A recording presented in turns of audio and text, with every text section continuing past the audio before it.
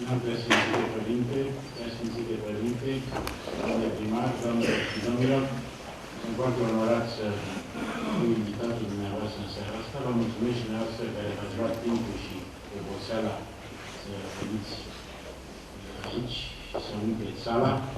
Sunt onorat și intimidat, inevitabil. Nu știu cum să fac să nu plecați supărați. Adaug la ce a spus Părintele Profesor, că sunt într-adevăr format în primii ani de școală aici, în zona asta. Am făcut partea a doua a primei clase primare, clasa a doua și prima parte a clasei a treia în comuna Pâlscu. Și acum cred că pentru formația mea, anii de sat au fost decisivi. Am și acum în nări mirosul curții în care mă jucam, al anexelor gospodăriei în care eram găzduiți și cred că orice copil ar trebui să treacă la o vârstă potrivită până această experiență. Vă aduc aminte că Simeon Mehetinț, unul din fondatorii învățământului modern în România, a fost ministru al învățământului, a avut odată o idee care nu s-a pus în aplicare. În România, ideile bune nu se prea pun în aplicare. Și anume, a spus, ar trebui ca toate școlile primare să se facă la țară. În felul ăsta, copiii ar primi de la bun început o imagine a lumii și a naturii care este modelatoare.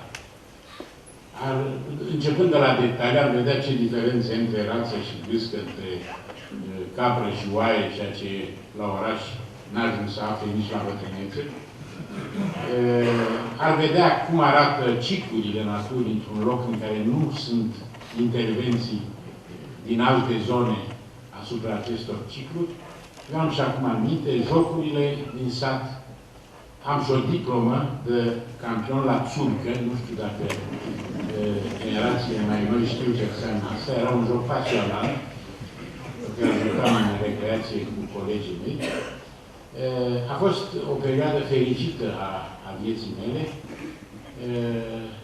și am și acum amintiri precise legate și de Drăgaica din Buzău, unde veneam când era cazul și mâncam covrigi de Buzău și cârnați de preșcoi și vedeam tot felul de spectacole palpitante.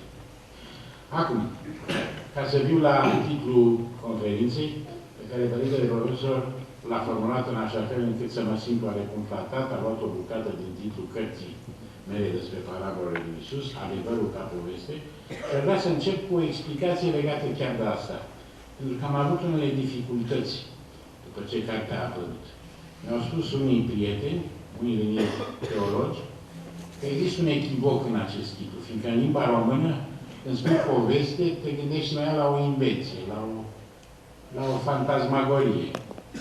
Spui cuiva ceva și spui, povești. Ori când spui adevărul ca poveste cu referire la parabolele Iisus, ai aerul că transforme aceste parabole într-un fel de ficțiuni care nu trebuie luate foarte în serios. Mă opun acestei interpretări, pentru că fac diferența între poveste și povestire. Povestirea este un text sau o suită de fraze care relatează un eveniment real.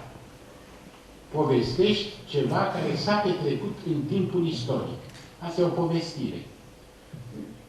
Poți povesti și poți obține o povestire ce ai făcut în timpul războiului, ce ai făcut în prizonierat, cum ți-ai petrecut tinerețea, cum arată viața ta. Povestea este într-adevăr o ficțiune, dar ea are un rol, poate avea un rol pedagogic. Și mă explic în câteva cuvinte.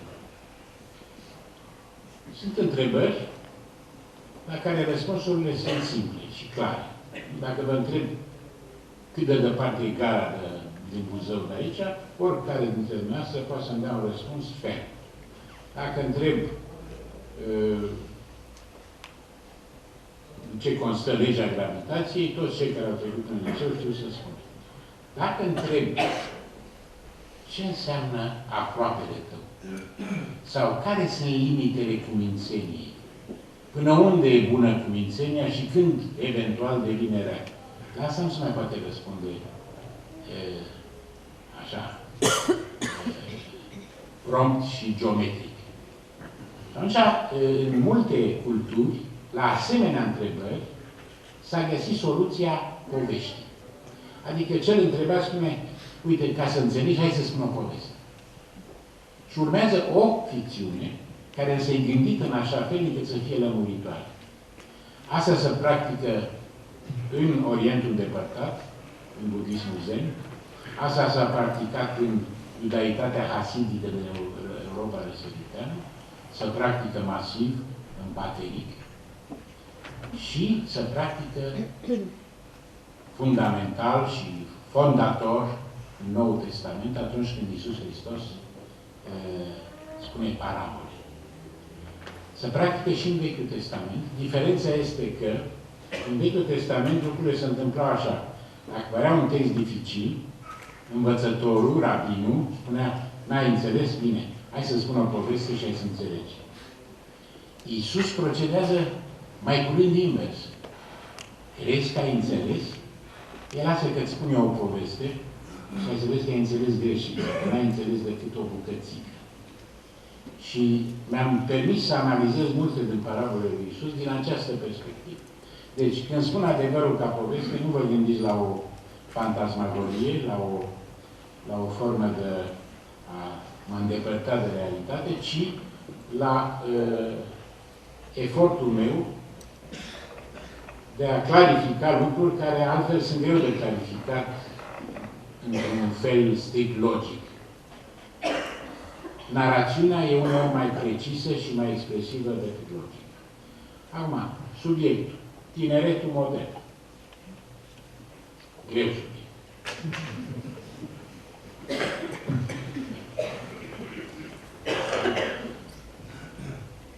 Am să vă spun cum percep eu în momentul de față problema educației tineretului și în ce constă criza în care ne aflăm.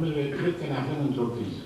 De câte ori îmi propun să vorbesc de o criză contemporană, îmi trece prin gând că e un reflex de moșneală. Pentru că toți oamenii când îmbătrânesc încep să simtă crize crescând de jur. Și încep să spună, aia, vremea noastră era altfel. S-a terminat asta. Totul s-a dus de ripă. Și mă suspectez că am intrat în psihologia asta. Că imediat bombă. Și mă gândesc că atât eu nu sunt un nostalgic, cu atât mai puțin ca unul care trăiește în România, dar pe urmă am ajuns totuși la concluzia, sper îndreptățită, că nu e vorba că am îmbătrânit eu și sunt morocănos din cauza vârstei, ci cred că se întâmplă o mutație. O mutație obiectivă, reală. Și că trebuie să o luăm în serios dacă vrem să facem ceva pentru eventuale corecturi. În ce constă această mutație? Întâi și întâi au intrat în criză câteva instituții care au durat secole. O instituție, de pildă, care a durat, după ce s-a inventat mult și ne-a format și pe noi, cei din generația mea, e instituția numită carte. Obiectul ăsta, cartea, nu mai are prestigiu și adresabilitatea și seducția pe care o avea înainte. Ea e înlocuită cu mediile electronice. Nu vorbesc ca unul care nu folosește aceste medii. Eu nu mai scriu la ani de zile decât pe computer și știu ce beneficii are posibilitatea să te informezi rapid când ai de verificat ceva pe internet. Deci nu bombă în aici o invenție tehnologică. Constat doar un lucru.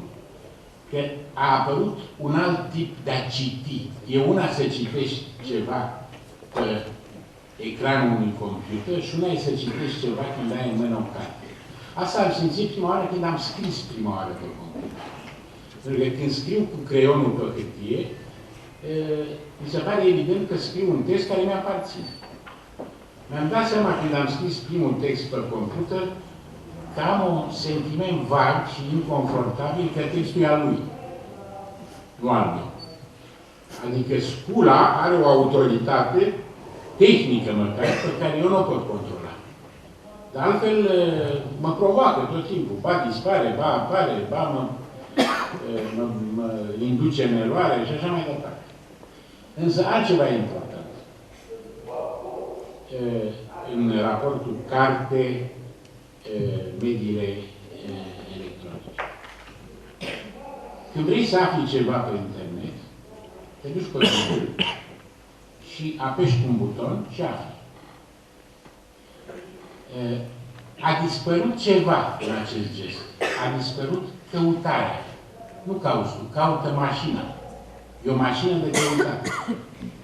Tu dai doar un ordin și îți vine pe tavă informația. Ori, în cultura de tip tradițional, în cultura cărții, găsirea vine după un proces mai lung sau mai scurt de căutare. Și căutarea aia dă substanță găsirii. Trebuie întâi să cauți, să te rătăcești, să tatonezi, să amâni, să ai surprize, ca atunci, la sfârșit, să găsești într-un sens de plin. Dacă găsitul este o formă de digitație, lucrurile au o viteză și un mod prescurtat de a veni pe lume, care nu te îmbogățește suficient din punctul meu de vedere. Deci dispare căutarea. Totul devine găsire. E un lucru riscant, după gustul meu. Altă problemă. Pe vremea mea, în generația mea, exista ca impuls formativ un afect care se numește admirație. Căutai oameni sau repere sau modele, le admirai și vrei să le egalezi sau să te așezi în vecinătatea lor. Se năștea o emulație, adică o dorință de a parcurge intervalul dintre tine și cel admirat. Aș adăuga că asta este o formă de smerenie, pentru că dacă admiri pe cineva, te situezi în raport cu el pe o poziție nu de inferioritate, dar de aspirant, de persoană care se consideră în mers către, care se consideră în urcuș către. Ei bine, am sentimentul că afectul admirației e în declin. Mă întâlnesc deseori cu tineri care sunt foarte solid instalați în propria lor personalitate, dar care au mai curând spirit critic decât admirație. Sunt foarte prompți în judecată. Ăla nu ne place, ăla nu e regulă, ăla este ce trebuie, aici. Eu mi-am trăit tinerețea, nu mă dau ca exemplu, e o simplă poveste.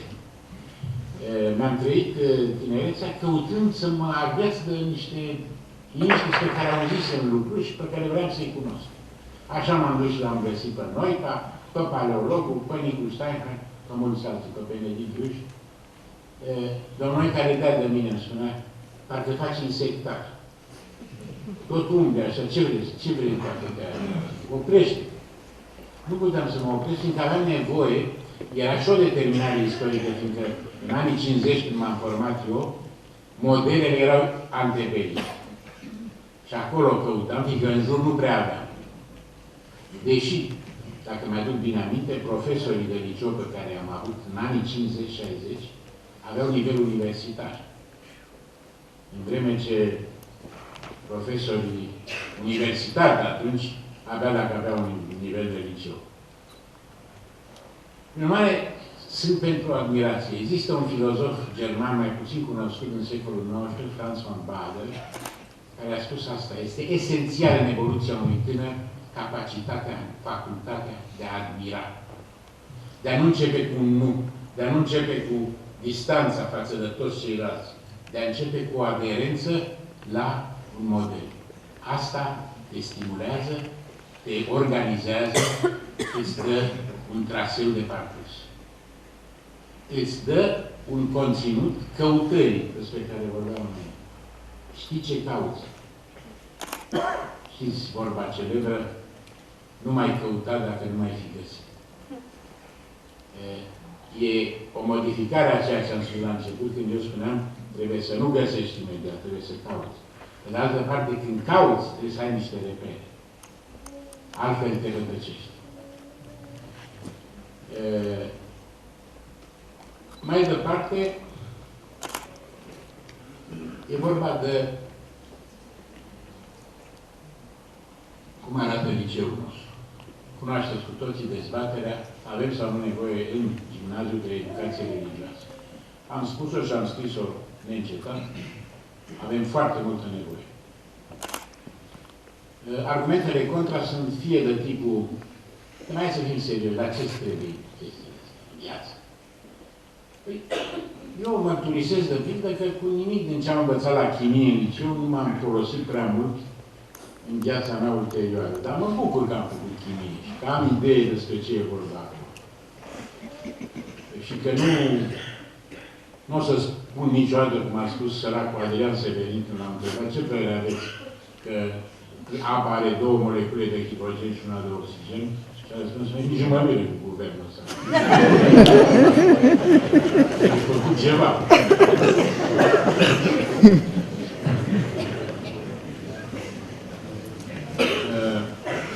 Nu se poate spune că, dincolo de adeziunea confesională sau religioasă, n-ai nevoie de informația pe care orele de educație religioasă le oferă. Fiindcă fără ele nu știi ce aia să fie european, fără ele nu știi ce aia istoria artei, fără ele nu știi ce aia istoria arhitecturii, fără ele nu știi ce aia istoria învățământului, primele universități fondate în mediul monahal și teologic.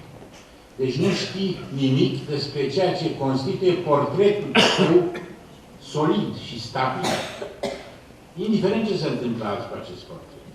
Dar dacă e să ai o identitate, nu poți avea această identitate dacă nu ai informația necesară. Acum, asigur că, mai mult decât atât, nu numai că e nevoie de educație religioasă, eu cred că e nevoie de mari profesori de religie și aici pot avea unele deflexiuni melancolice, pentru că cu cât materia e mai importantă, cu atât mai important este prestigiul și pregătirea celui care. Am văzut câteva manuale de religie pentru liceu și vă mărturisesc că n-am fost întotdeauna entuziasmat. Și n-am fost entuziasmat pentru că simt că ele n-au găsit încă tonul generației căreia îi se adresează.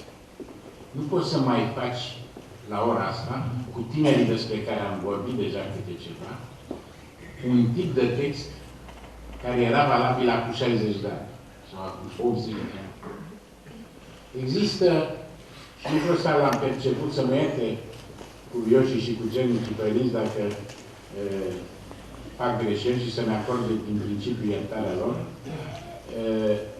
Există ideea că tot ce ține de religie trebuie rostit, practicat și descris în termenii,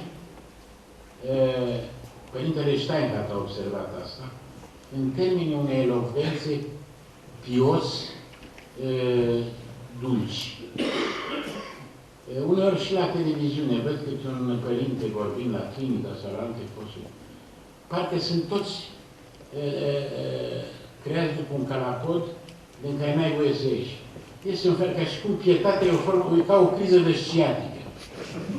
E așa o ușoară prăbușire, o voce stinsă, ceva cald, tandru, care e foarte binevenit când e nevoie, în mod nemijlocit, dar care, ca ton general, riscă să-și piardă adresabilitatea față de un tineret care nu mai are tipul ăsta de manifestare. Țineți minte că a fost un filmuleț, Dumnezeu preferă lemnul și nu știu ce, a fost un mare tapaj. Mie mi s-a părut un film, o fi fost bine intenționat, dar era caragios, că nu am de unde să știm ce preferă Dumnezeu. Sau când avem de unde să știm, trebuie să invocăm textul însuși al Cărții Sfinte. Ce știm, de pildă, m-a interesat să tatonez pe întrebarea asta, ce gusturi preferă Dumnezeu. Despre asta avem documente. În orice caz, dulceagul nu e pe placul lui. Dacă e să alegem din cele 4 gusturi fundamentale, amar, sărat, acru și dulce, Dumnezeu preferă sărat. O spune în mod explicit. Vă dau citat. Matei 5:13. Voi sunteți sarea pământului, către apostol. Marcu. Bună este sarea. Aveți sare întru voi. Coloseni, capitolul 4. Cuvântul vostru să fie întotdeauna plăcut, drept cu sare, ca să știți cum trebuie să răspundeți fiecăruia. Aici o aluzie la darul limbilor. Trebuie fiecăruia să-i vorbești în limba lui, ca să priceapă ce îi spui, ca să-l agăți, ca să-l stimulezi, ca să-l aduci alături de tine. A fi nesărat nu e obiectiv. Nesărat, dacă e să spunem asta pe latinește, înseamnă insipid.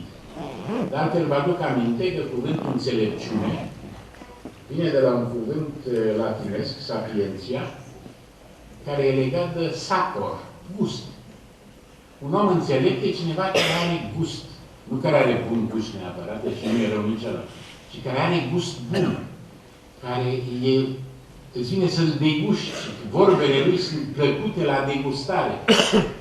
Am comis odată această erezie, poate, sunt gata să plătesc pentru ea, să-mi închipui judecata de apoi în felul următor. Dumnezeu ne ia pe fiecare, ne gustă puțin și dacă nu suntem ce trebuie, cum spune în text evanghelic, ne scuipă de la gura lui. A avea gust înseamnă a avea sare, înseamnă a avea darul limbilor, înseamnă a ști cui și cum să te adresezi. Dacă te adresezi tuturor la fel, într-un fel de melopee roz, e și altceva interesant. Celelalte gusturi nu pot fi îmblânzite prin diminutive. Amarul nu e bun, dar amăruiul poate să aibă măcați. Acru nu e bun, dar acrișor e o chestie.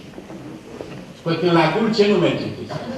Dulce nu dă decât dulceac, dulcegărie, păpușa Barbie, ca să zic așa. E bine, nu mai spun că și în Vechiul Testament, în Levitic, se spune, se vorbește de sarea legământului tău cu Domnul. Sarea. Să nu lipsească din prinoasele tale. Sarea are și, fizic vorbind, calitatea de a fi necoruptibil. Necoruptibilă. Numai că nu se strică ea, dar adăugată cum trebuie, ajută și la nestricăciunea substanțelor din jur. Prin urmare, revenind, e nevoie de educație religioasă, dar ea trebuie făcută viguros, energic, cu darul limbilor, adresându-te cum e potrivit fiecăruia dintre cei care te ascultă și mai ales având sare. Sare și piper, spune românul. N-are sare și piper. Adică, da, bun, e regulă, dar... Bun.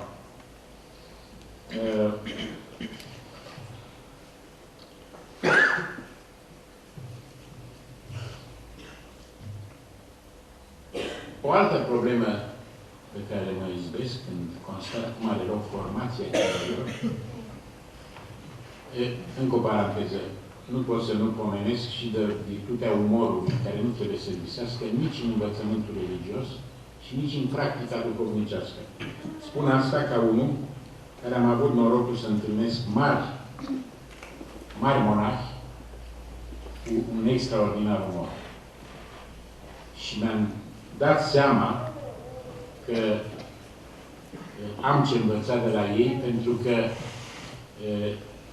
ei erau în așa fel instalați în real, încât aveau simultan aderență, iubire, înțelegere și distanța pe care o poate da umorul.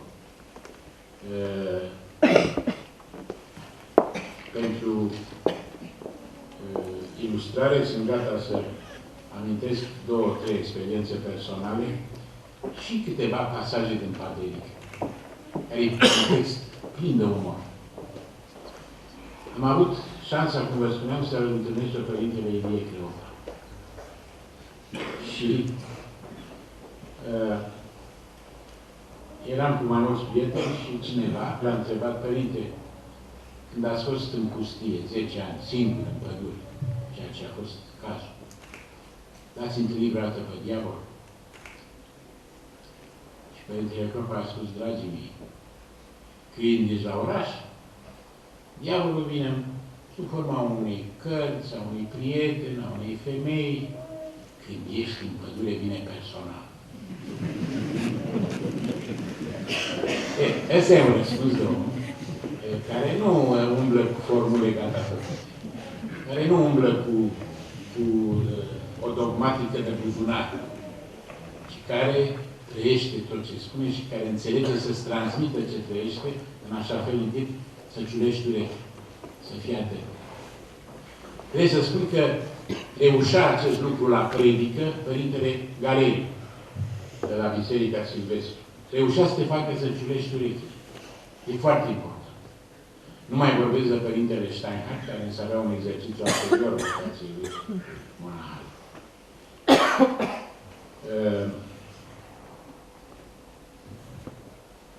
Tot Părintele Cleopa.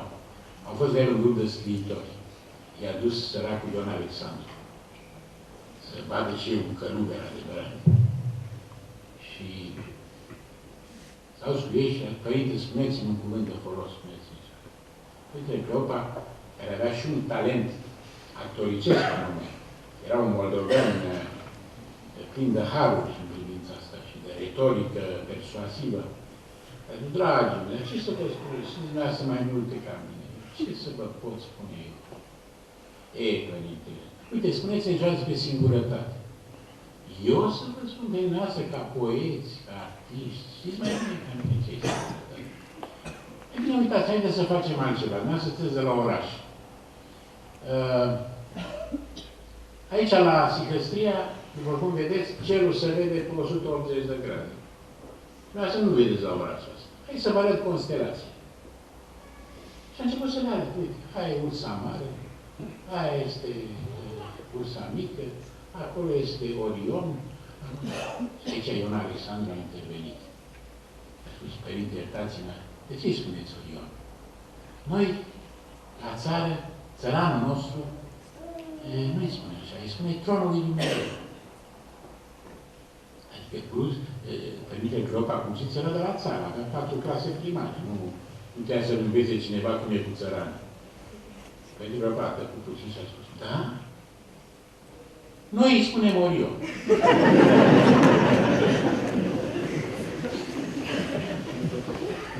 Cam despre asta e vorba. Nu mai spun, nu mai dau multe exemple din Patelic, când, de pildă, Aba Sisoi întrebat dacă pierde vreodată timpul, răspunde: eu îi mulțumesc lui Dumnezeu chiar și când nu pierd timpul. Am amintit de această vorbă când domnul Noica ne-a spus odată: mulțumește și zilei care nu ți-a dat nimic. Nu te încrâncena să storci fiecare zi un rezultat fatal. Lasă lucrurile în destinderea lor. Și amintea de o vorbă al lui Nevoie Basarab către fiul său: numai cei care n-au îngrijire cunosc pe Dumnezeu. Îngrijirea, cerbicia, cum se spunea în limba mai veche, nu te ajută foarte mult. Te crispează, te face să nu mai ai nuanță, afectivitate, umor. Acum, revenind la problema învățământului, mă izbesc mai nou, destul timp, de un fel de reformulare a pedagogiei în termeni care, din punctul meu de vedere, sunt foarte riscanți.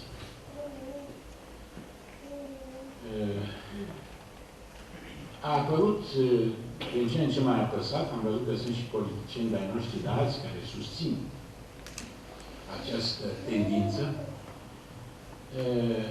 a apărut ideea că există o contradicție între educație și discriminare. Trebuie să ai grijă ca educând tinerii, să nu produci discriminare. De exemplu, nu e în regulă că avem în clasă bănci puse una în spatele altei. Pentru că ăla dintre banca a patra se simte discriminat față de ăla din banca întâi. Și atunci s-a căutat soluții. Cum facem? Pe vremea mea, în banca din spate stăteau într-adevăr unii discriminabili, și anume repetenții, sau ăia foarte înalți, care dacă stăteau în față nu mai vedea nimeni de ei. Dar nimeni nu analiza chestia. Lucrul se petrecea într-un firesc al instalării și altele erau problemele pe care le aveau în minte tinerii și profesori. Acum, au apărut soluții. Una din soluții e să pui băncile circulare. Și sunt deja școli, am auzit, unde să pun băncile în cerc. Adică, totuși, e o îmbrânzire a ideii de disciplină ca zonă, în spate, față, spate. Aici e o chestie așa mai colombială. Pe urmă, a apărut ideea să nu se mai dea note. E foarte penibil să iei nota 7 când unul ia 9. Te simți prost, te simți discriminat. Și poate că faci o nevroză. Și poate că îți ratezi viața. Eu, pornind aici, îmi vine să spun, dar nu cumva școala te face specific. Te discriminare, îi face pe unii educați și îi lasă pe unii mai puțin educați sau deloc educați. N-ar trebui să o desfințăm. Care sunt cuvintele cheie pe care se războiesc cei care gândesc așa? Cuvântul ierarhie și cuvântul competiție. Ambele sunt cuvinte rele. Ierarhia nu e bună. Toți suntem la fel. E un fel de a manipula un gând care e legitim. E adevărat că toți suntem, în umanitatea noastră, legitimi, ca să spun așa. Îndreptățiți la orice aspirație. Dar nu suntem la fel construiți, înzestrați, programați și așa mai departe. Iar ideea de competiție e ideea care face posibilă ierarhia și care face posibilă admirația de care vorbeam la început și așa mai departe. Fără aceste două, repet, cu riscurile lor. Mi s-a întâmplat să fiu de câteva ori în niște jurii europene care să judece proiecte de cercetare care urmau să fie finanțate. De câte ori se apropia o asemenea ședință, primeam o scrisoare de la Uniunea Europeană, mă rog, de la Departamentul Vicina, în care ni se spunea alora din juriu cum să ne purtăm cu proiectele. Și indicațiile sunau așa. 1. Nu folosiți niciodată expresia după părerea mea. Adică trebuie să nu se simtă niciun pic de subiectivitate aici. Nu contează ce spuneți ca părere. Ca și dacă nu spui, poate că nu e părerea. 2. Nu comparați proiectul pe care îl evaluați cu alte proiecte, fiindcă creați o stare de discriminare. Vorbiți ca și cum e singurul proiect. 2. Aveți grijă cum faceți critici. Să nu creați un sindrom de inferioritate celui criticat. Numai trebuia să faci o evaluare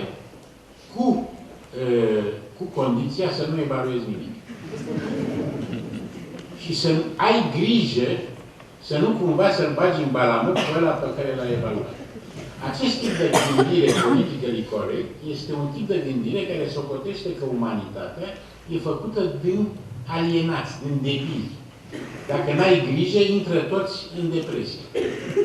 Trebuie mereu să îi mângâi, să-i cocoroșezi, să le spui că au făcut bine și când au făcut rău, să nu le spui nimic mai bine. Bun, pare ceva foarte creștinesc, dar în realitate e varianta cea mai cea mai periculoasă educație, pentru că dă tuturor senzația că n-au decât îndreptățiri și n-au nicio obligație. Și dacă le vorbești de obligație, intră în criză. Mie asta mi se pare o problemă foarte serioasă a sistemului de educație, care are ca efect rapid dispariția autorității. Fiindcă pe lângă criza cărții de care am vorbit ca instituție, a apărut și criza profesorului. Profesorul trebuie să aibă grijă. Să nu te enerveze. Să nu-ți dea extemporare fără să te anunțe. Asta am văzut de curând în presă. Nu e drept să dai probe fără să-i previi dinainte. Trebuie să ai grijă, ca profesor, să menajezi toate posibilele susceptibilități și slăbiciuni și frăgezimi ale celui din față. E o tendință mai veche care a început cu o anumită infuzie de psihologie, de tip psihanalitic mai ales, când trebuie să te pui în locul elevului. Și atunci, și în general, în locul copilului, ca să... Eu pretind că dacă te pui în locul lui, îl lași în pace. Dacă te pui în locul elevului sau în locul, nu mai să pune chestiunea să le educi. Ca ce să le educi? Te joci cu el, șotron, nu te mai joci, că jocurile astea au dispărut de asemenea. Te joci cu el pe consolă. Asta e o problemă, dar asta nu. Noi aveam jocuri când eram copii. Sigur, sunt suspect de nostalgii senile, dar aveam jocuri. Ne jucam hoții și bardeșuri, porumbei, șotron, țări, țurcă. Acum dispare simțul comunitar pentru că jocurile sunt solitare. Sau mai rău, sunt solitare, dar au aerul că sunt comunitare. Stai pe computer, dai like-ul, ăla îți răspunde unul pe care nici nu-l cunoști, tu îi răspunzi lui. E un dialog mut, în care participanții la dialog nu interferează. Eu sunt perplex când văd la câte o cafenea, nu numai în România, și în Occident, mai abitir în Occident, cupluri, el și ea, vădit îndrăgostiți, care stau la o cafea și își transmit SMS-ul. Până unde poate merge această comoditate într-o relație între doi tineri? Care-i pasul următor? Acest mod de a suspenda simțul comunitar, dialog, comunicare, să spunem că suntem într-o epocă a comunicării. Dar paradoxul e că există comunicare supraabundentă și nu există comunicatori. Comunicatorii sunt standard. Dau like-uri, au inventat o limbă, limba de Facebook, care e un bucăț de cuvânt. Totul e rapid și înțeleg foarte bine de ce un om ca Umberto Eco, care a înțeles modernitatea foarte bine, a putut să spună în ultima lui conferință, când a luat un doctor honoris causa la Torino, internetul și Facebook și astea sunt o colecție de idioți. Citesc pe el ca să nu mă luați pe mine.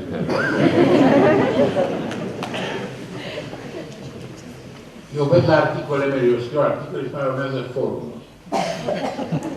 Le citesc cu un fel de veselie, pentru că e o imagine a lumii extraordinară. În general nu se referă niciunul la ce am scris. Sunt grupuri care se ceartă între ei. Și o fac asta cu ani.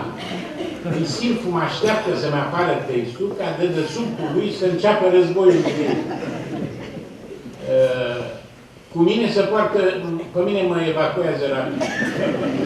Mă evacuează rapid. Ori câte unul amabil îmi spune, nu e rău, bravo. Câte unul mai radical îmi spune, nu mai mor odată. Câte o să ne, grasule, urâtule. Bă, nu, asta mă deranjează cel mai mult. Aia, că spun că sunt idiot, că sunt... Dar să-mi spună că nu arăt bine, asta nu.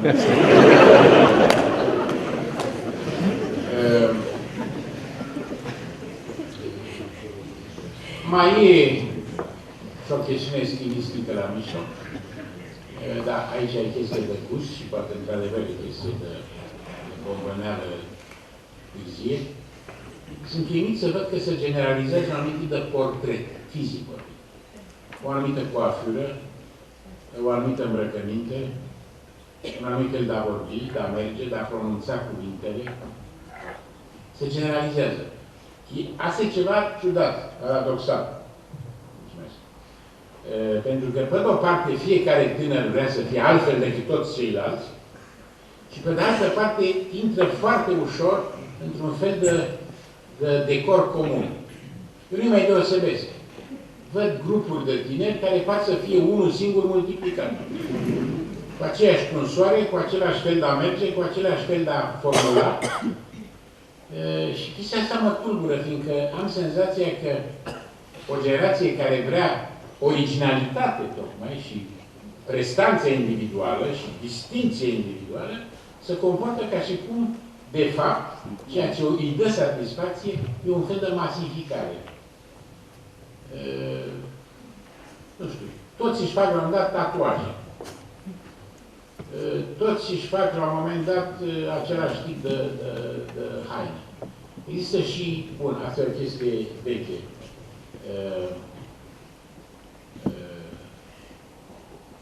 Stilul șleampăt. Este o formă de eleganță. Adică, dacă spui blugi, îi sfâși mai întâi.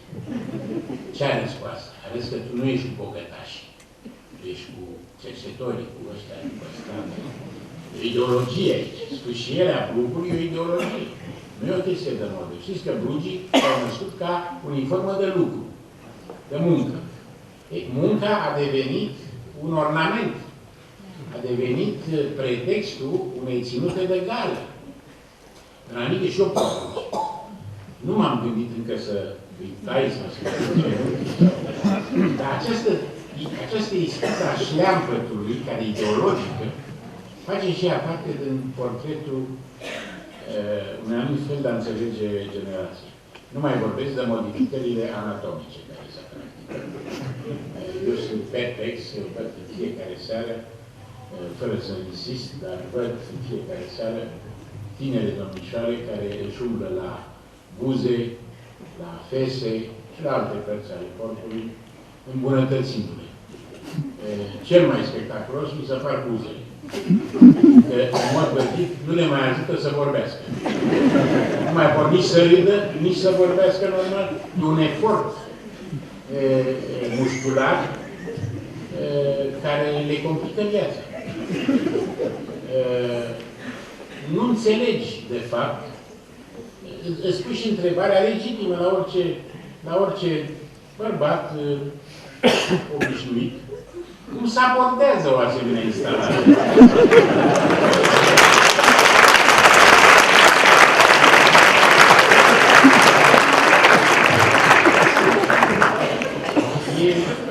Nu poate să te apuci o mică panică. Ai de-a face cu o vietate care nu știi ce ascunde dincolo de aceste zgârciuri. Deci suntem, cum vă spuneam, în fața unei mutații. Unii dintre noi nu vor avea mult timp în față ca să apere sau să ia lucruri, dar din alții care vor trebui să cadă la învoială cu această mutație, să găsească soluții ori de supraviețuire în datele ei, ori de reformă. Dar vor parui. Asta e o perspectivă grea. Mă gândesc deocamdată să mă opresc aici și să las loc pentru eventuale întrebări în ce măsură despărțirea de noi ca s-a împlinit sau continuă. Domnul profesor Lepeanu, Pătrălache. Raportul meu personal cu domnul Noica a fost diferit de raportul lui Gabriel Liceanu. Liceanu a fost mult mai disciplinat în timpul vieții domnului Noica. Eu eram recalcitrant și uneori irritant din cauza asta. În vreme ce după aia Liceanu s-a mai îndepărtat și eu m-am apropiat. Mi-e tot mai dor de domnul Noica și îl iubesc tot mai mult, pentru că îmi dau seama ce a însemnat, nu numai pentru mine, dar pentru toată cultura noastră de după război. Fără el nu eram nimic din ceea ce simt. Și asta pentru că a fost un om foarte generos.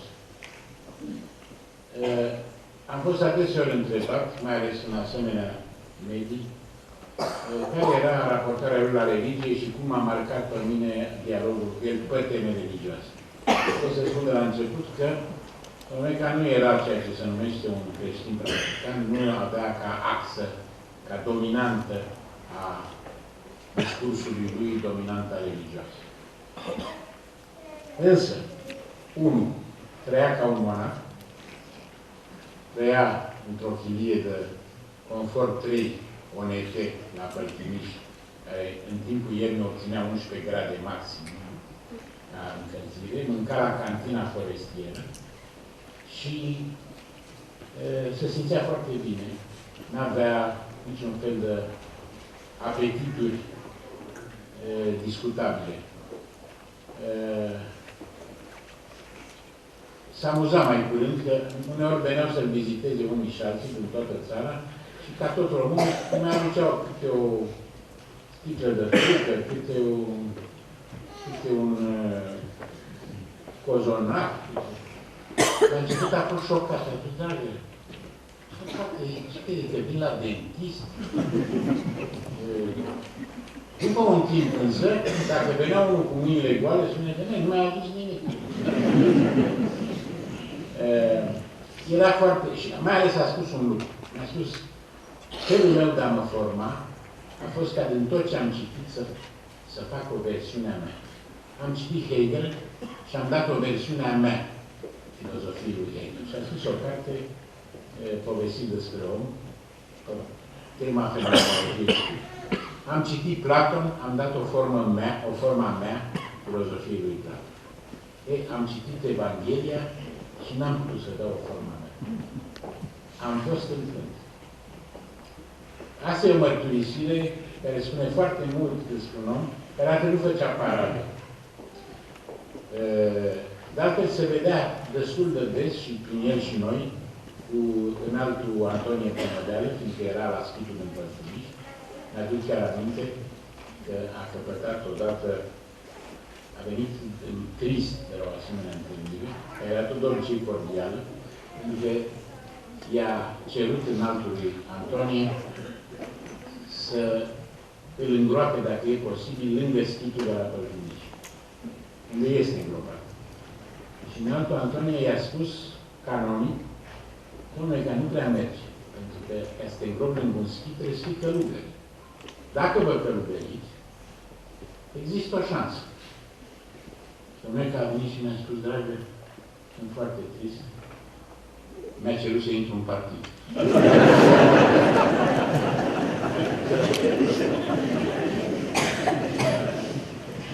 Dar dincolo de asta, despărțirea de noi, ca în ce mă privește, nu poate fi niciodată un fapt consumat, un dialog permanent, știu ce-i datorez, știu ce trebuie să-i cer și ce nu trebuie să-i cer, dar nu pot trece peste faptul că întâlnirea cu el a fost, dacă e să vorbesc păgânește, un fapt de destin, dacă e să vorbesc creștinește, providențial.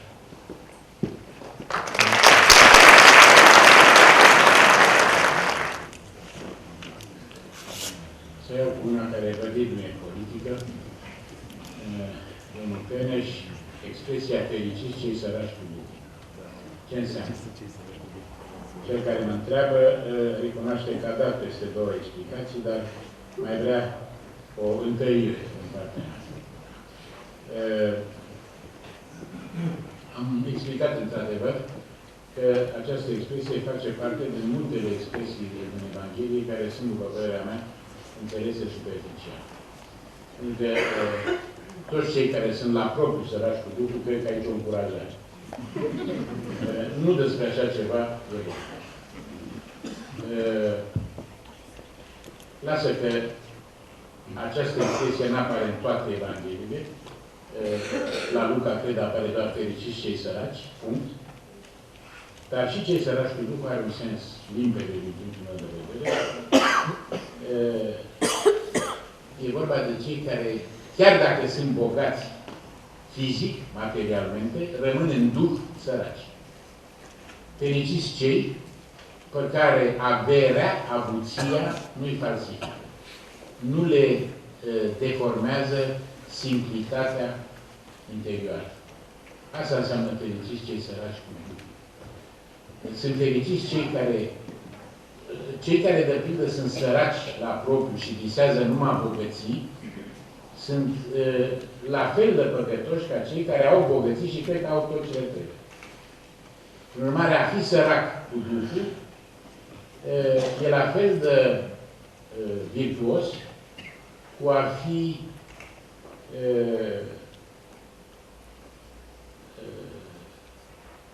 cineva care pune accentul nu pe a avea, ci pe a fi. Invers, săracul care este bogat cu Duhul, adică care se gândește numai la achiziție, e păcătos. Pentru mine e o expresie limpede și sunt, cât pot fi sigur când dai în față un text sacru, că ăsta e sensul dorit, pentru că îmi pare rău, dar în Evanghelie nicăieri nu e lăudată prostia. S-au încercat, s-au făcut eforturi să se scoată în evidență bunătatea Mântuitorului față de proșimea adevărată. De pildă, în parabola celebră și greu de interpretat a ispravnicului necredincios, s-ar zice că e aproape ciudată, pentru că acolo e unul care e lăudat de stăpânul lui, deși el, în mod clar, a făcut unele șmecherii. Întâmplare aproape autohtonă. Și stăpânul lui spune, e bine. E mai bine să arăți ingeniozitate, cine arată ingeniozitate în treburile lumești, ar putea să o extindă și asupra treburilor duhovnicești. Cine e inapt, lumește, nu e o garanție că e apt duhovnicești. Și sunt alte pasaje, m-am ocupat de tema asta în cartea mea, vreau să revin. Asta are un efect, aș îndrăzni să spun, asupra modului în care noi înțelegem noi credința și teologia. Avem tendința să vedem o contradicție între cultură și credință. Credința e una și ăștia care vin cu cărți intelectuale. E adevărat, intelectul poate deveni luciferic. Poate duce la o rupere de problematica esențială a lui Dumnezeu și a ființei. Există acest risc. Dar intelectul poate provoca glacialitate, răceală sufletească. Ai cărți, ai cultură, știi lucruri, dar ești mort. Dar nici fierbințeala nu e o soluție. Nici genul de inflamație trăiristă nu e neapărat. Nu toată lumea e serafin de sară, nu toată lumea e sfânt și își poate permite să privească de sus. E bine, eu am spus mereu, cultura nu e instanța supremă. Cultura e un cer, mi-a spus o dată Mircea Eliade, l-am avut norocul să-l întâlnesc în 76. Cultura, la ora asta, e cel mai de sus cer care se mai vede. Nu e cerul suprem. Pornind de la vorba asta, vine să spun, cultura este cea mai bună mijlocire către celălalt cer. Sau, în orice caz, adaugă oricărei înzestrări un plus esențial. Dacă ești un bun politician, dar în plus ești un om de cultură, nu e rău. Asta se vede cum e când n-ai niciun pic de cultură. Dacă ești un bun teolog sau preot sau un credincios adevărat, dar să adaugă la asta și un pic de cultură, nu e rău. Devii mai convingător, devii mai capeți darul limbilor. Ideea că ne mulțumim cu ce avem pentru că e destul, nu e o idee formativă. Sigur, noi nu judecăm oamenii după cantitatea de cunoștințe pe care eu cunosc tot felul. Cultura nu e nicio garanție de eficiență. Cunosc o mulțime de știutori care fac numai prostii, după cum cunosc o mulțime de știutori care sunt moralmente niște michele. Cultura nu dă nicio garanție.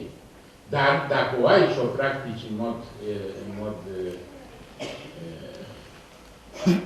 măsurat, e un bun acționat, e o bună anexă.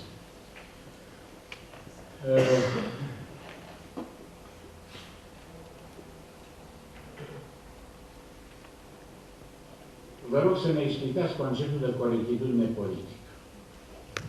Vast program.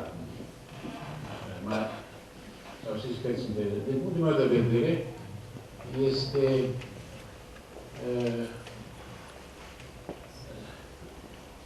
o nouă formă de marxism. Adică e o gândire de extremă stângă care creează ideea unei umanități tot mai bună de introdus într-un azil, e foarte șubră. Am trăit asta personal în America. Dacă eram la Berkeley și dacă deschideam ușa unei doamne, se uita urât la mine și îmi spunea, poți să ne deschizi și singur.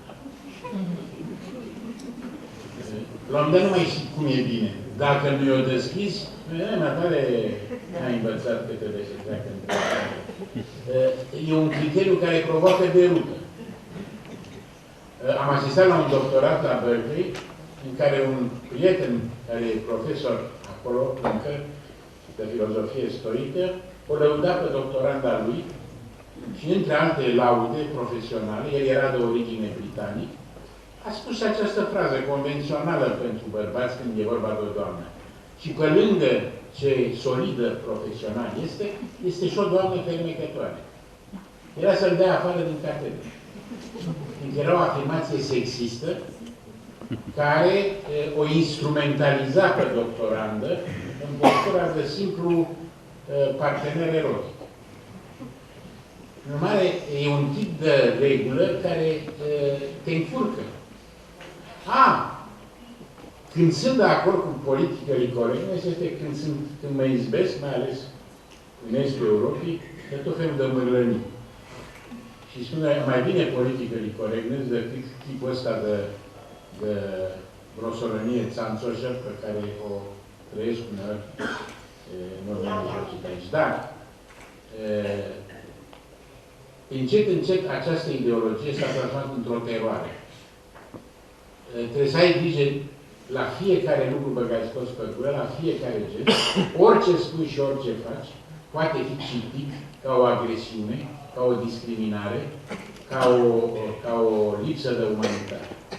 Ori asta, uitați-vă de pildă ce înseamnă politically correctness în materie de dialog. Suntem în epoca comunicării. Eu îmi spun părerea. O părere. Cel din fața mea îmi spune nu sunt de acord cu tine. Și îmi spune altă părere. Politically correctness îmi cere ca eu să reacționez așa. Ok, e părerea ta, ți-o respect. Și ăla la fel, îmi spune mie. După aia plecăm la o bere. Ce de faci? Nu mai nimic de discutat. Într-o asemenea lume, Socrate nu mai e posibil.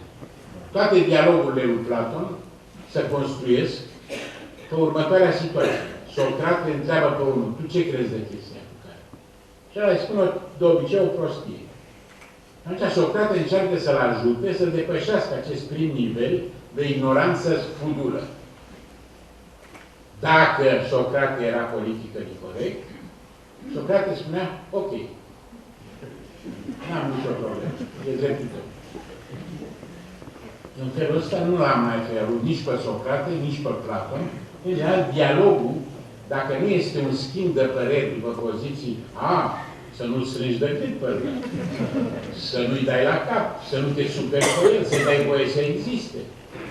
Dar ideea că trebuie suspendată orice contradicție, pentru că altfel jignește oponentul, e o idee care omoară comunicarea, dialogul, schimbul de idei, progresul de idei. Asta este, iată, unul dintre efectele corectitudinii politice. S-a speculat, apropo de alegerea lui Trump în Statele Unite, că e efectul unei revolte de masă împotriva politicii corecte. Fiindcă ăsta Trump nu are niciun fel de finețuri.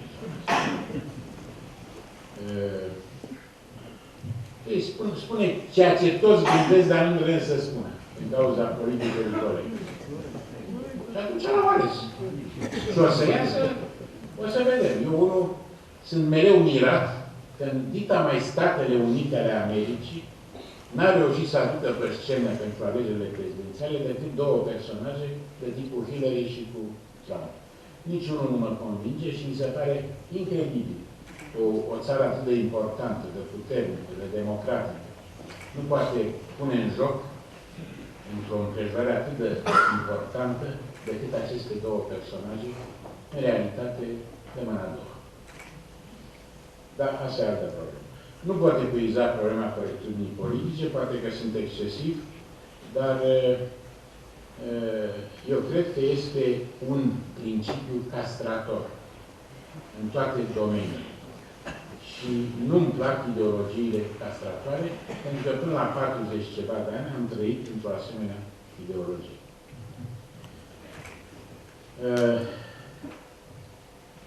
Câteva idei despre cum ar putea fi implicați tinerii în viața cetății.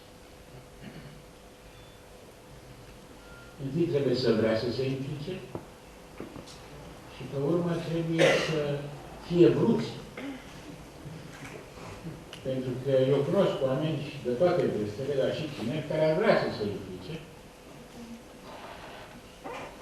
dar care se izbesc de un zid de refuz sau de distanță pe care nu-l pot depăși. Paralel cu asta vreau să atrag atenția asupra unui alt lucru. Se vorbește mereu la noi de fuga creierului, de tineri care pleacă. Și ca să o nenorocire. Dacă mă întrebați, nu e neapărat o nenorocire, pentru că un român care pleacă dincolo, nu vorbesc acum de cei care pleacă la muncă ca să vină cu niște bani acasă. Am văzut într-o piață cineva, românii sunt inteligenți, s-au orientat imediat cu niște țărani și erau niște roșii, se spunea roșii spaniole, virgulă, culese de români.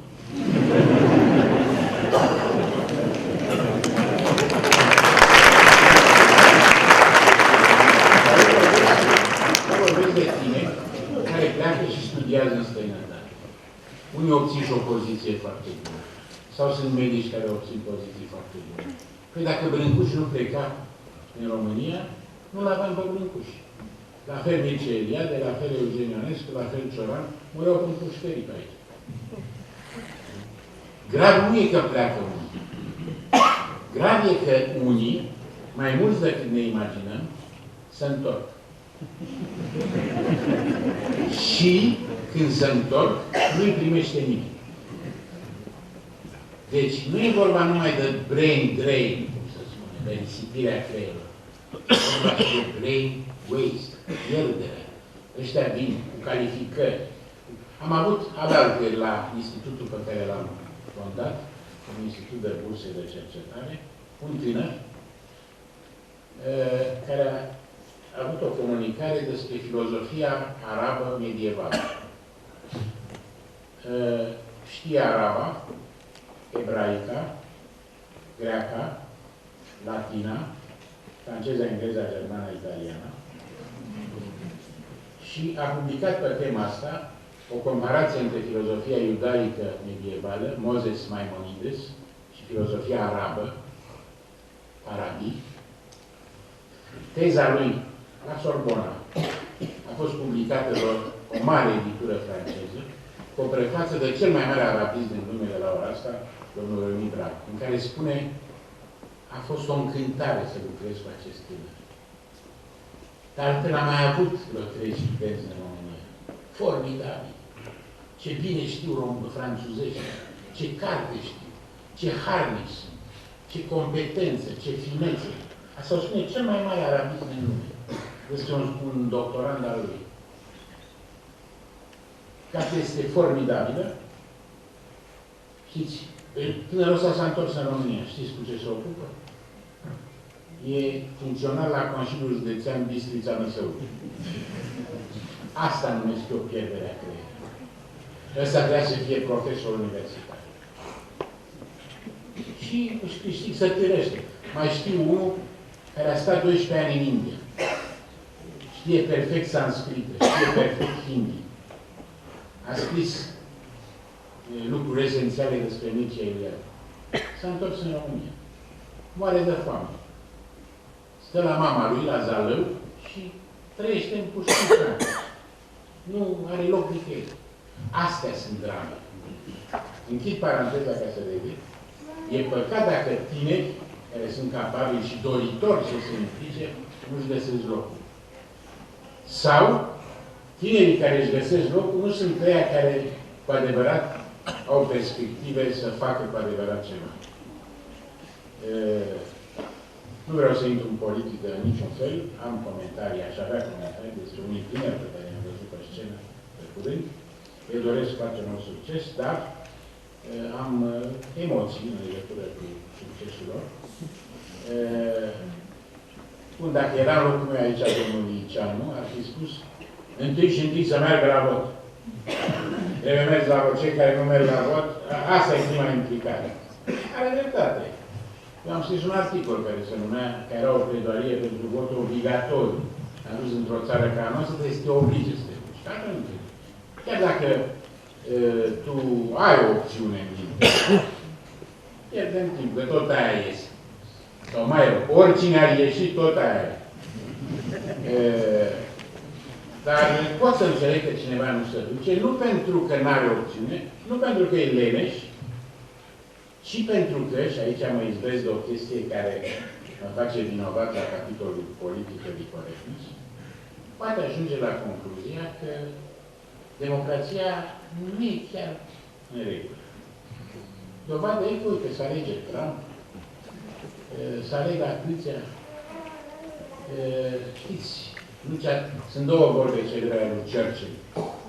Una e aia pe care o repetă toți, democrația e cel mai prost sistem politic, cu excepția tuturor celorlalți. Dar are una și mai simplă, dacă vreți să vă lămuriți cum e cu democrația, opriți pe stradă pe primul trecător, vorbiți cu el 5 minute și vă dați seama. După ce vezi Vax Populi, nu știu dacă frecventați acest program, după ce vezi Vax Populi în care sunt întrebați pe stradă oameni care sunt culorile steagului românesc, și auzi răspuns, întâi o chestie, niciun român la nicio întrebare nu spune nu știu. Este o regulă națională, patriotică. Dacă mergi cu mașina prin Buzău și nu știi cum să ajunge la ieșirea spre întorsura Buzăului și întrebi pe primul pe care îl vezi, niciunul nu spune nu știu, mai întrebat. Nu știu, nu e așa. Stați puțin. Deci, și cum să spun o baliber? Noi nu spun nu știu. La o emisiune așa, cine a inventat apa? Întreabă reporterul. Și o doamnă dintr-un sat, acolo, zice, stați puțin că m-am născut în 1906 și era. S-a inventat.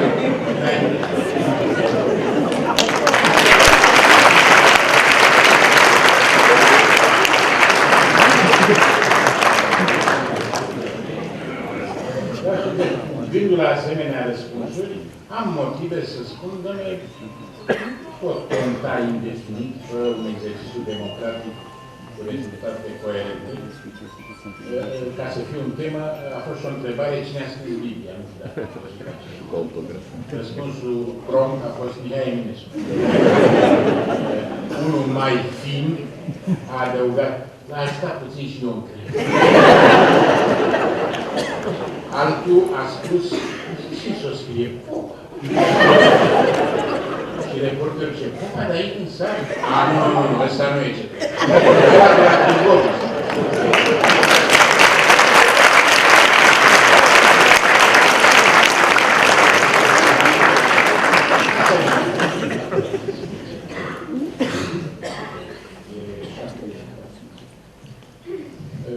Mai ce mai poate evita?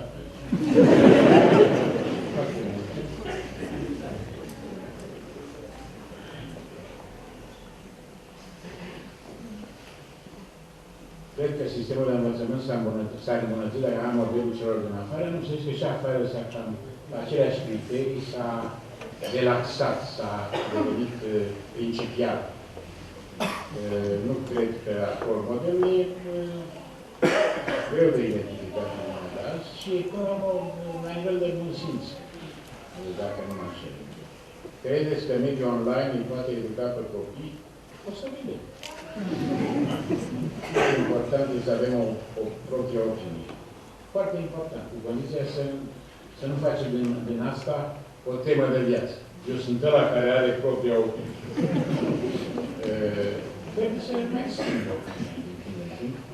Îmi spunea domnul Noica, că l-am tot invocat în seara asta, că am colegi de generație care, când îmi întreb ce au făcut în viață, nu spun de tata. Eu am votat contra Constituției în 1924. Nu e ispravă suficientă ca să umple o viață. Tot așa și cu opiniile. Care a fost simbolul pentru a scrie cartea Parabolele lui Iisus? Dorința de a înțelege. Eu înțeleg mai bine dacă și scriu. Nu știu dinainte. Adică nu stau și îmi gândesc cartea și cum a fost și scrisul devine o simplă execuție a proiectului. Nu. Eu aflu în timp ce scriu mai mult. Constat că aflu în timp ce scriu lucruri la care nu m-am gândit niciodată. Nu vreau să spun că sunt inspirat de un înger, dar că întotdeauna se gândește în noi, dincolo de capacitatea noastră proprie de gândire. Simți că să spun lucruri. Și totul să ai norocul să se spună din partea instanței care trebuie.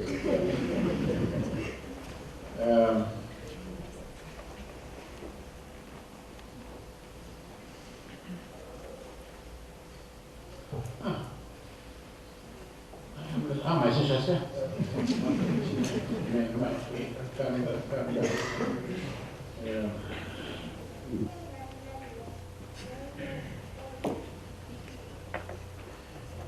Ce am admirat la Părintele Nicolae de la Rohia, Benedict și Andrei Scrima. E mult prea mult de spus. La Andrei Scrima am admirat amploarea lui intelectuală, care îl făcea să fie destul de antipatic. Când s-a întors la bătrânețe în țară, am avut surpriza să văd că nu era acceptat. Toți îmi spuneau la ureche, e că s-a trecut cu catolici.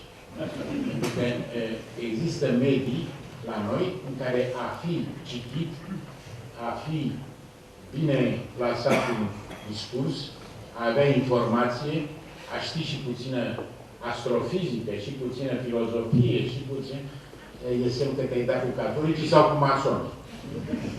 Ceva e necurat aici. Dar am văzut și o scenă, trebuie să vă spun asta, care spune mai mult despre el și despre Europa decât ne imaginăm. Am făcut cu el un tur în țară să se vadă vechi prieteni. El a fost coleg de catedră la școala de la Neamț, cu Părintele Cleopa și cu alții. Și am fost și la Părintele Cleopa acesta. Întâi, Părintele Cleopa nu l-a recunoscut. Nu se văzuse de 50 de ani. Cum l-a recunoscut? Părinte Andrei s-au îmbrățișat și după aia Părintele Cleopa, conform reflexelor pe care i le-au format cei care veneau la el de 20 de ani, a început să spună lucruri. Și după ce a vorbit și a vorbit și a vorbit, Părintele Sfânt a spus: Părinte Cleopa, hai mai bine să ne rugăm. Și Părintele Cleopa s-a oprit, au îngenunchiat amândoi și într-o perfectă tăcere s-au rugat. Și am văzut cum s-au întâlnit în acest gest simplu, un om care Eu mă așteptam, mi era frică de invers, o să vorbească Părintele Scrima despre filozofia contemporană și Părintele Cleopa, nu.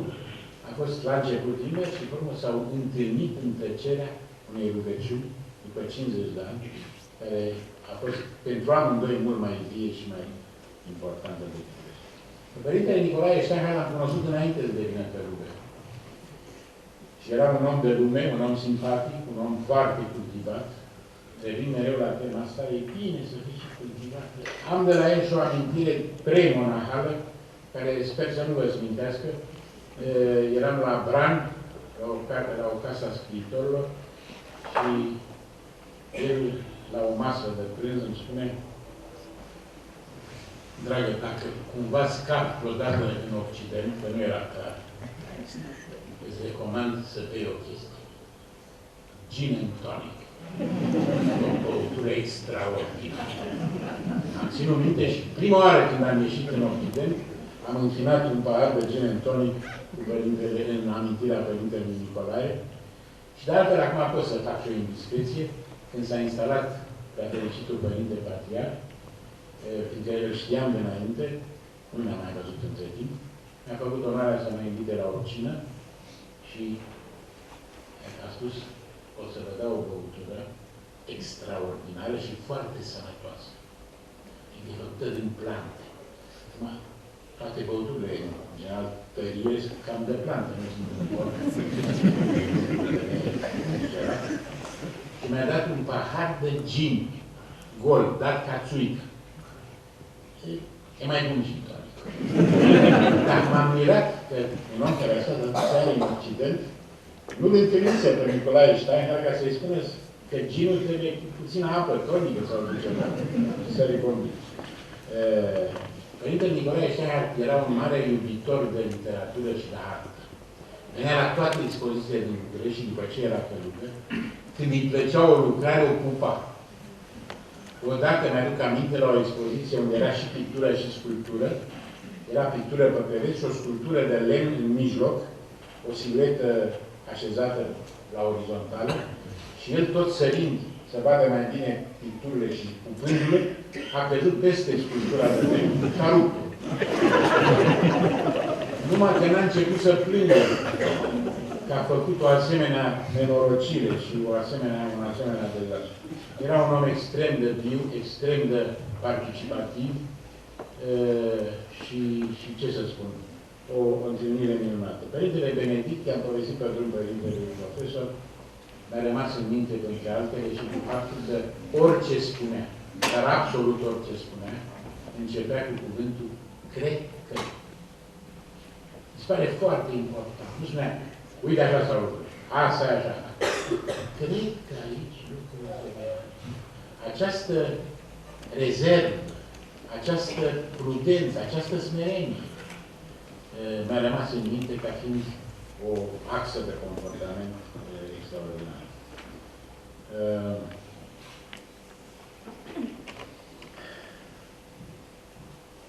Cum înțelegeți și cum explicați evoluția politicii românești care ar trebui să fie legată de viața cetății, raportată la identitatea, structura și caracteristicile neamului românesc?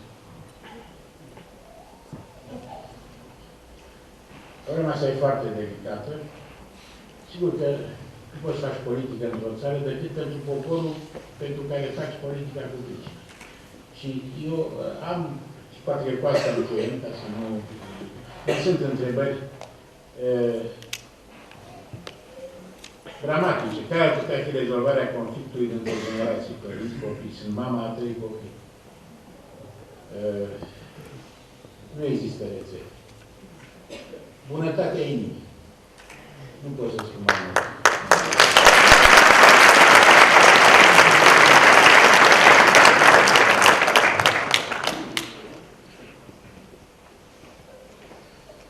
Cum vedeți evoluția tânărului modern în viitorul apropiat? Am tot spus care ar fi temerile mele. Ce ne puteți spune un sistem de valori? Am referit la puținul pe care cred că pot spune despre asta.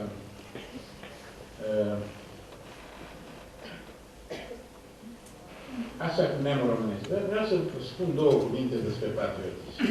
încă mă obsedează tema asta, am avut o surpriză, aș spune, plăcută la alegerile astea, când am văzut că cel mai vocal partid patriotic de la noi, care la fiecare două cuvinte spunea român, românez, România, nu știu ce, n-a luat nici 2%. Adică beneficiarul n-a prea apreciat această retorică. Și rezultatul a fost că am văzut pe liderii partidului după aia, după ce au aflat alegerile, au cântat împreună Beți Cui, noi suntem români. Mie și asta cu noi suntem români mă tulbură. Pentru că nu știu, nici ne chem că noi suntem nemți, noi suntem coreeni. Nimeni nu pune la îndoială că suntem români. Asta suntem. Nu mai spun că am pomenit acest lucru la Deva, invitat preasfințitul de acolo, și am spus, doamne, era un medic din Brad, în sală, care mi-a spus după aia, n-a avut curaj să spună public, știi că melodia asta e ungurească, e un cearcă, și mi-a cântat-o cuvinte ungurești. Cam aici sunt. Eu cred că patriotismul înseamnă asta. Ești născut într-un loc, și asta nu e întâmplător, e providențial,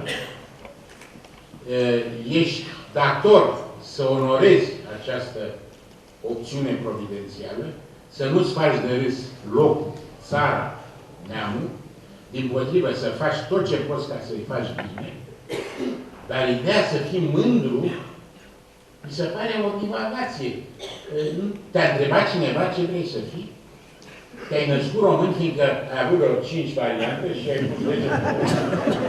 Atunci ar fi un merit. Dar ideea că trebuie să te mândrești, că așa nu sunt mândru ca multe albaștri. Te-ai născut așa. Dacă te-ai născut în România, trebuie să te comporți ca un român. Și să faci ce trebuie să facă un om născut cu aceste date, cu limba ta. Eu, cei mai mulți patrioți vocali pe care aud știu prost limba maternă. Vorbesc prost românește. E prima obligație a unui român să știe bine limba română. Limba română este într-o decădere înspăimântătoare, la toate nivelele. Asta înseamnă patriotism. În rest, e o taclare. Și asta cu străinii. M-am enervat într-o zi. Dom'le, e un fel de a delega orice culpă pe străini. Noi suntem un fel de îngerași, frageți, chinuiți de vreo 2000 de ani, de toate liftele, și vom învinge totuși. Pentru că Dumnezeu e de partea noastră și noi suntem formidabili. Nu să înțelegeți de ce, dacă suntem așa formidabili, nu să înțelegeți de ce toată planeta e contra noastră. Ce-am avem noi așa de moțat, încât toți vor să ne rupă, să ne scușe, să ne mănânce, să ne... E o ideologie care... Și pe urmă, chestia cu străinii, am făcut efortul atât să scriu despre asta. Vreau să vă spun câteva lucruri rapide. Dacă te plimbi în București, portretul orașului București e făcut așa, în următoarele clădiri. Palatul Regal, Ateneul Român, Hotelul Ateneu Palace, actualmente Hilton, Poșta Română, Cecul pe calea Victoriei, Universitatea, Biblioteca Centrală Universitară. Toți arhitecții acestor clădiri sunt străini, francezi. Uite că i-am primit, am fost deștepți, am profitat de calitățile lor, i-am pus la lucru și acum avem o capitală. Și ei n-au plecat cu clădirile după ei. Grădina Cismigiu, una din cele mai mari grădini publice din centrul unui oraș, din această parte a lumii. Inițiativa a avut-o generalul Chiselev și arhitectul ei un austriac. Generalul Chiselev, care a fost unul din fondatorii regulamentelor organice, adică a primei Constituții românești, a devenit ambasadorul Rusiei la Paris și a fost unul din cei mai mari sprijinitori ai Unirii Principate. Învățământul medical românesc, primele școli de farmacie, primul serviciu de urgență din România, e făcut de Carol Davila, care era francez, care când a venit în România nu știa bine franțuzește. Fondatorul școlii moderne de sculptură românească a fost un neamț, Karl Storch. Știți cum îl cheamă pe profesorul Brâncuș din România? Vladimir Hegel. Ce facem cu ăștia? Evacuăm? Știți că Anton Pan era dintr-o familie Petrov, de la sud de Dunăre? Știți că Vasile Alexandrie avea un bunic evreu? Știți că lingvistica românească și etnologia românească e fondată de Lazar Șerneanu, Moses Gasă? Deci ce faci, mă? Felul ăsta, Țanțoș, Fudul, dar ne spăla pe mâini. Să zicem mersi că am avut inteligența să valorificăm pe cei care au ales să contribuie la cultura și la profitul nostru. În toate țările e așa. Nici o țară nu este etnic pură. Și pentru că suntem în ajunul Crăciunului, închei cu o referință biblică. Într-o singură Evanghelie din cele 4 există episodul Regii Magi.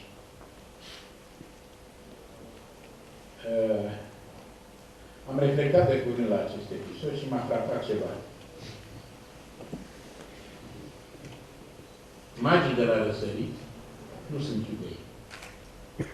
Nu sunt nici creștini. Unul vine din India, spun Sfinții Părinți, nu spun. Exegeza Sfinților Părinți la episodul cei trei magi asta. Unul din India, unul din Persia, unul din Arabia. Acolo a apărut steaua care i-a adus pe toți la Ierusalim, la Betlehem. Prin urmare, nu poți să treci peste faptul că Iisus s-a anunțat, ca să zic așa, în toată lumea.